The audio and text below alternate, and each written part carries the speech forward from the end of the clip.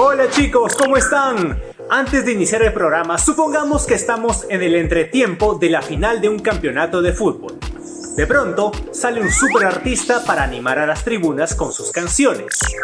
Este definitivamente se vuelve el centro de atención para todos. ¿Sabías que así se sienten los núcleos de los átomos porque viven al centro rodeados de los electrones? Si no lo sabes, quédate aquí para descubrirlo.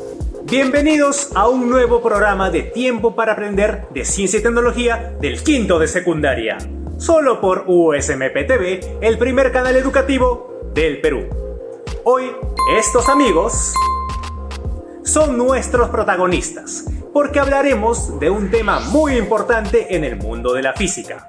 Hoy nos toca hablar del modelo atómico, y la verdad se me hace un tema bastante interesante porque en realidad todas las materias llevan átomos. Sí, vivimos rodeados de ellos, así que esto no es nada ajeno a nosotros. Así que presta atención y ve por un lapicero al toque para que puedas apuntar todo y aprender de una manera súper chévere. Perfecto, ahí vamos con la explicación.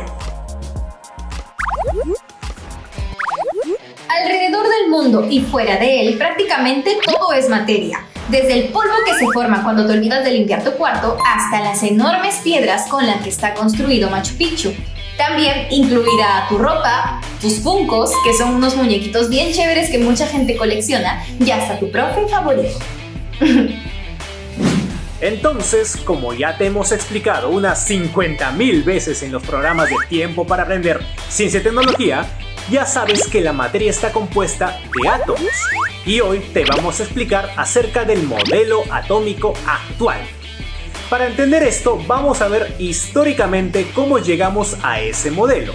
Así que retrocedamos en el tiempo para ver lo que ocurría en el siglo XIX. El siglo XIX, un siglo muy importante donde habían guerras por todo el mundo, unas cuantas revoluciones, la independencia de nuestro Perú y un poco más de guerras. Pero también fue conocido como el siglo de la industrialización, donde la gente se caía como condorito cuando empezaba a ver que se transmitían imágenes en movimiento gracias al surgimiento de la cinematografía, por ejemplo. También es un siglo importante para la ciencia y, para ser más exactos, para nuestra clase de hoy, porque veremos todo acerca del modelo atómico, pues a inicios de este siglo, la teoría atómica logró tener aceptación científica gracias a la química, porque en este campo demostraron que la materia realmente se comportaba como si estuviese hecha de átomos. Pero lo realmente bueno viene en el siglo XX, que como ya sabemos es a partir del año 1900 hasta el 2000. Y decimos esto porque en este siglo se dieron una serie de descubrimientos relevantes. Como la teoría de la relatividad de Einstein, la radiactividad, se descubre que hay otras galaxias además de la Vía Láctea, los rayos X, y se comienza a conocer sobre la enorme energía reservada en el núcleo del átomo. Con esto, quiero decir que surgen los modelos atómicos del siglo XX. ¿Sabes a lo que me refiero con esto? Se le conoce como modelos atómicos a las representaciones mentales de la estructura y funcionamiento de los átomos desarrollados a lo largo de la historia. Los científicos de las distintas épocas tenían sus propias ideas de cómo eran los átomos que constituyen una materia.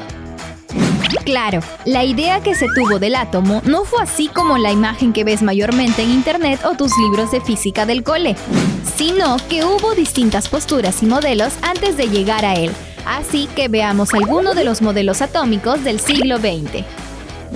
Comencemos hablando del modelo atómico de Lewis, 1902 d.C., también llamado método cúbico, porque proponía la estructura de los átomos como un cubo en donde en los 8 vértices se hallaban los electrones. Esto fue útil para explicar algunos enlaces químicos. Seguido a este modelo llegó 2 años después, en 1904, el modelo atómico de Thomson. Tienes que saber que este gran físico fue quien descubrió el electrón en el año 1897 y su modelo es previo al descubrimiento de protones y neutrones, por lo que él asumió que los átomos eran esféricos y de carga positiva, donde habían electrones de carga negativa incrustados en ellos. Esto es súper parecido al pudín que hacen las madres y que salen más ricos si tienen pasas. algo así como los cupcakes con chispas de chocolate. Oiga, esta comparación no la creé yo porque, aunque no lo creas, este modelo es conocido como el modelo del pudín con pasas, aunque él nunca lo llamó así. El modelo fue revolucionario y años después situó a los electrones en los anillos que rotaban. Pero ahora dejemos a Thomson con su pudín para pasar a hablar de nuestro amigo Rutherford. Resulta que en el año 1911, Rutherford realizó experimento tras experimento en base a láminas de oro y otros metales, con los que determinó que la masa y la carga positiva estaban concentradas en una zona pequeña del átomo, el núcleo, mientras que los electrones giraban libremente alrededor de dicho núcleo o centro.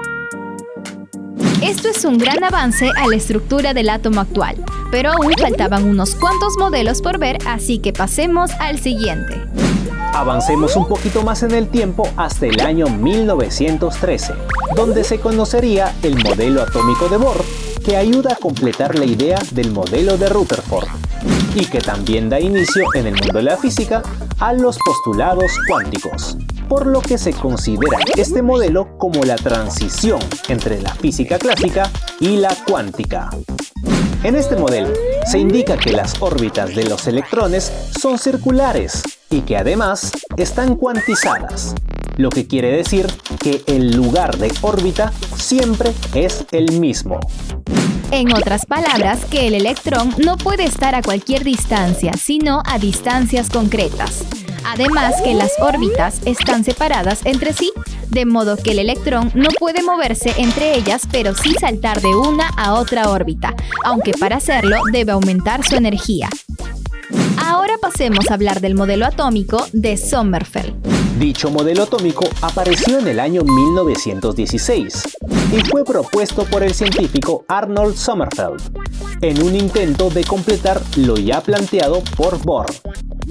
Entre lo que intentó complementar y modificar estuvo que las órbitas de los electrones eran elípticas también y no solo circulares. Pero además que los electrones eran corrientes eléctricas minúsculas y predecían la existencia de nuevos niveles de energía. Luego del importante avance que da Bohr con su modelo, llega en el año 1926 el modelo atómico de Schrödinger, que es el modelo actual. Y seguramente es el que te imaginas cuando te hablan o te preguntan por un átomo. Este científico, a partir de los estudios de Bohr y Sommerfeld, concibió a los electrones como ondulaciones de la materia. Este es el primer modelo 100% cuántico, donde no se puede pensar en los componentes del átomo en términos de partículas clásicas. Aquí se puede estudiar mediante probabilidades la posición de un electrón o su cantidad de movimiento, pero no ambas cosas a la vez. Este es el modelo atómico conocido como modelo cuántico ondulatorio, en el que también afirman que no hablan de órbitas sino orbitales.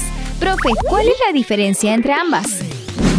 Por un lado, con órbita se refieren a la trayectoria que recorre el electrón y con orbital se refieren a que los electrones se encuentran alrededor del núcleo ocupando posiciones más o menos probables. Pero ojo, son suposiciones porque no se puede predecir con total exactitud. Ahora veamos cómo es el átomo por dentro. Tomando en cuenta el modelo atómico actual, lo primero que debes saber es que, aunque el átomo es una unidad básica, está compuesto por 3 subestructuras: los protones, los neutrones y los electrones. Por un lado, los protones que tienen carga positiva y los neutrones de carga neutra se encuentran en el núcleo, que es la parte central del átomo. Y por otro lado están los electrones que orbitan alrededor del núcleo. Pero no es que haya un espacio vacío entre el núcleo y los electrones, sino que ese lugar que aparentemente no tiene nada, en realidad está lleno de energía.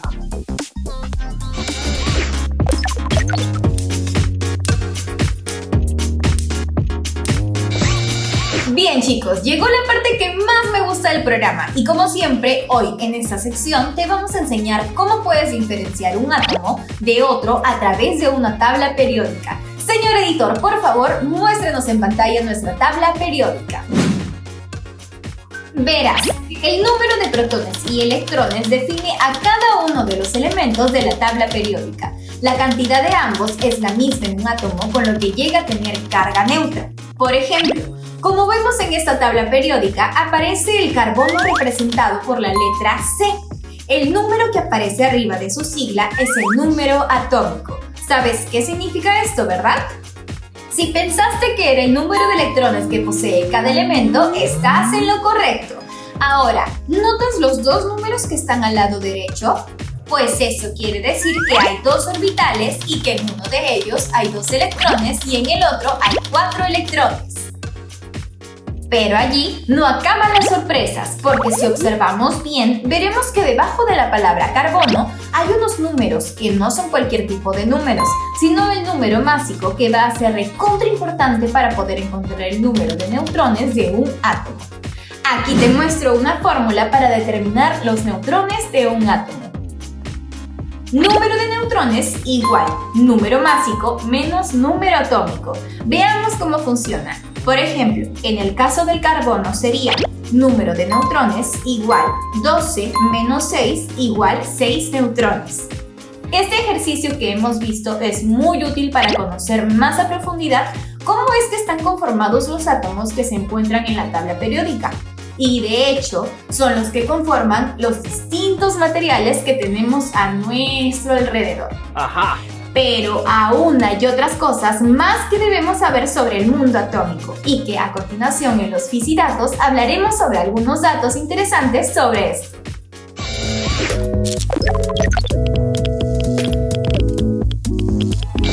El mundo atómico es un mundo alucinante y que está mucho más presente de lo que pensamos, pues vivimos rodeados de materias y la materia está compuesta de átomos. Por ejemplo, ¿sabías que un grano de sal tiene 10 billones de átomos aproximadamente? Imagínate entonces cuántos átomos hay en el salero de tu cocina. Y tal vez tampoco sabías que hay más de 100 tipos diferentes de átomos. Aproximadamente 92 de ellos ocurren naturalmente, pero hay otros creados en laboratorios.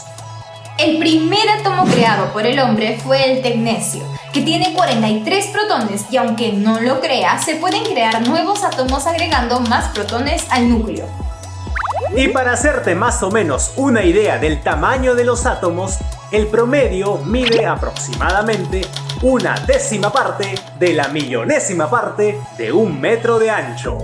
Y aunque los átomos son las unidades más pequeñas de los elementos, existen aún partículas más y más pequeñas llamadas quarks y leptones. Un dato más que te podemos dar es que en el cuerpo tenemos alrededor de 7 billones de billones de átomos, pero reemplazas el 98% de ellos cada año. Y en el mundo atómico, el tipo de átomo más abundante es el átomo de hidrógeno. Tanto así que el 74% de átomos de la galaxia de la Vía Láctea son estos.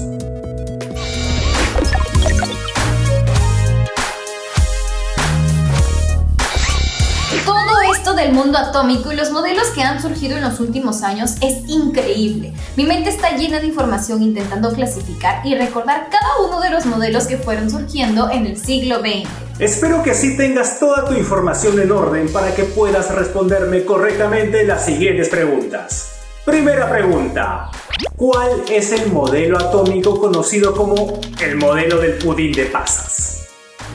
A. ¿El modelo atómico de Dalton? B. ¿El modelo atómico de Thomson? O C. Ninguna de las anteriores. Si mi mente no me falla, es la alternativa B. Lo recuerdo porque cuando hablamos de él pensé, el modelo de Thomson me da hambre. Correcto. Este gran físico asumía que los átomos eran esféricos y de carga positiva, en los que había electrones de carga negativa incrustados en su interior como un pudín. Ahora, veamos cómo te va con la siguiente pregunta. ¿Cuál es el modelo atómico considerado como el de transición entre la física clásica y la cuántica? A. Modelo atómico de Rutherford. B. Modelo atómico de Bohr. O C, ninguna de las anteriores. El de la transición, ese sí lo tengo en la punta de la lengua. Si mal no recuerdo, fue el modelo atómico de Bohr. Muy bien, Tabata. Este modelo ayuda a completar la idea del modelo de Rutherford y también da inicio en el mundo de la física a los postulados cuánticos. Hagamos entonces un repaso más de lo que aprendimos hoy para recordar algunas cosas de los modelos atómicos.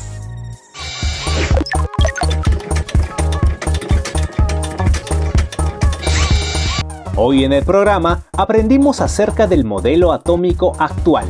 El siglo XIX es un siglo importante para la ciencia, pues a inicios de este siglo la teoría atómica logró tener aceptación científica gracias a la química, debido a que en este campo demostraron que la materia realmente se comportaba como si estuviese hecha de átomos. Pero lo realmente bueno viene en el siglo XX, porque se dieron una serie de descubrimientos relevantes y se comienza a conocer sobre la enorme energía reservada en el núcleo del átomo. Con esto quiero decir que surgen los modelos atómicos del siglo XX. ¿Sabes a lo que me refiero con esto?